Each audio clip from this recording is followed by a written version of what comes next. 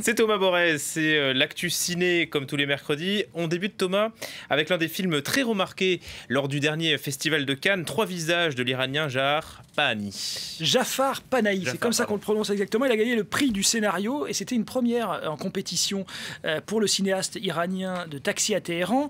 Alors, je le disais, il a obtenu le prix du scénario, mais il n'a pas pu venir le chercher ni défendre son film à Cannes puisqu'il est interdit de sortir du territoire en Iran et surtout il est obligé de tourner dans une relative clandestinité.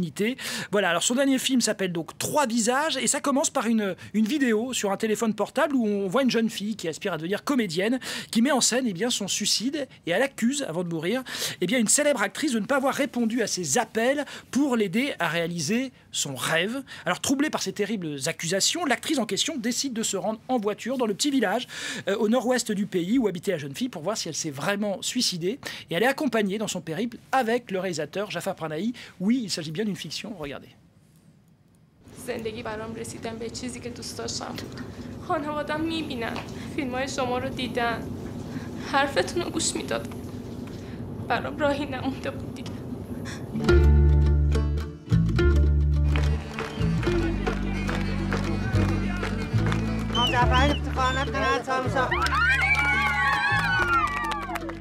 ببخشید شما مرضیه میشناسی؟ Bir tane kız vardı ki danışgahta kabul olup onu diyorum. Ya sen gelmişsen öz müştüründen ödün. Bir tane öz başına kızdan ödün gelmişsen. Biz de değiliz bacağım. Sen kendi müştürü. Gelsin baba. Gelin bize. Voilà, et parmi ces trois visages, il y a celui de l'actrice Behnaz Jafari qui joue quasiment son propre rôle à l'écran. Elle est très populaire dans son pays, ce qui fait que quand ils arrivent dans ce village, tous les villageois courent vers elle puisqu'elle fait des séries télé qui sont très populaires en Iran. Bref, elle était présente au Festival de Cannes et elle nous explique toute la passion qu'elle a pour le travail de Jafar Panahi. Écoutez-la. Panahi a vécu des moments très difficiles, évidemment, durant ces dernières années. Mais je crois que c'est un choix qu'il a fait. Il y tient. Il n'y a pas de différence entre le cinéaste et l'homme. L'homme est le cinéaste et le cinéaste est l'homme. Car malgré les difficultés, il a été capable de faire de très beaux films au cours des dernières années, dans des situations très difficiles. Mais c'est Jafar Panahi. Il va être capable de faire quelque chose de très beau.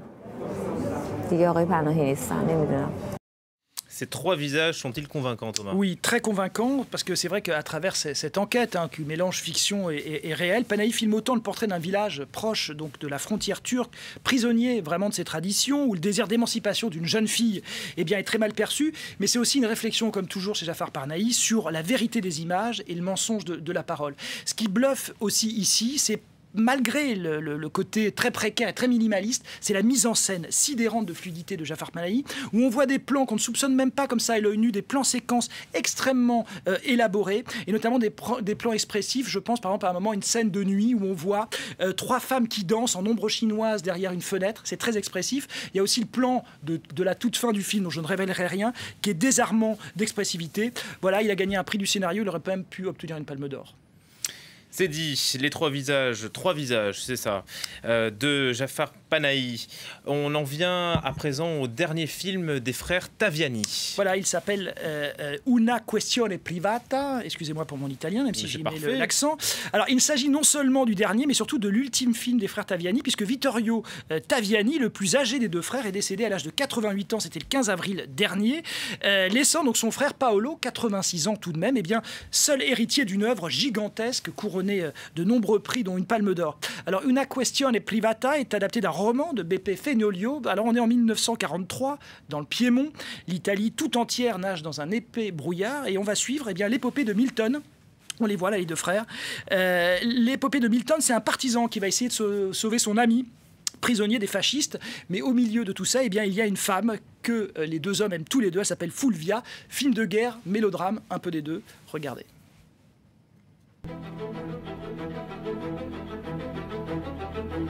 Sei Milton?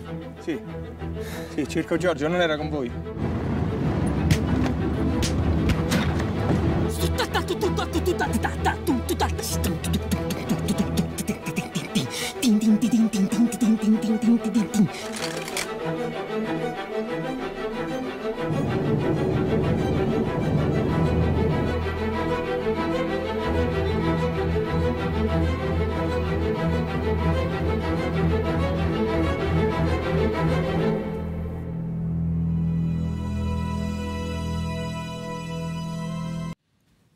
Les frères Taviani, c'est une filmographie impressionnante. Thomas, est-ce que ce dernier film est à la hauteur?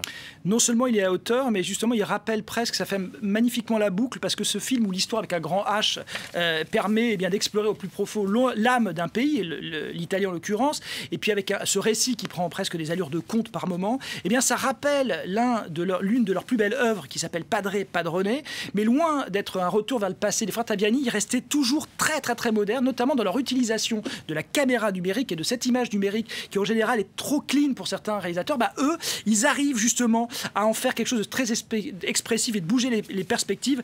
On pense à des peintres florentins de la Renaissance qu'ils adoraient tous les deux.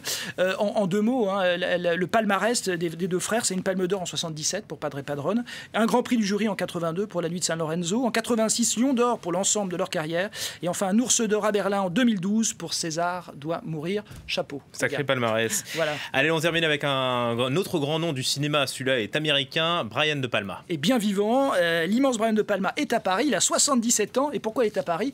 Il vient accompagner la rétrospective que lui consacre jusqu'au 4 juillet la Cinémathèque française. De Palma, c'est Phantom of the Paradise, Scarface, Les Incorruptibles, Blowout ou encore Mission Impossible. Cet adorateur d'Alfred Hitchcock explore comme personne toutes les formes de son art, et de fait chaque film ressemble à une cathédrale dédiée au pouvoir des images en mouvement, comme le montre ce sublime clip préparé par la Cinémathèque française. Alors en marge de cette rétrospective, il y a l'éditeur de vidéos Carlotta qui édite en coffret un documentaire entièrement consacré à Brian De Palma qui s'appelle De Palma, où on le voit parler face caméra. Regardez la belle affiche de ce documentaire. C'est signé Noah Baumbach et Jack Paltrow, donc c'est disponible en vidéo. Et pour finir, De Palma profite de son passage à Paris pour nous dire la suite des événements, ce sera Predator. Alors c'est pas du tout un remake d'un film fantastique du même nom, mais bien un film inspiré de l'affaire Weinstein qui se déroulerait en marge du Festival de Toronto et qui serait, je mets toujours des guillemets quand même, qui serait donc un film d'horreur. Voilà le prochain fait d'armes de Brian De Palma, et son producteur Saïd Ben Saïd nous a offert cette une du scénario Predator written by Brian De Palma. Classe. C'était purée. Merci beaucoup Thomas Borès. Merci Julien. C'était l'actu ciné.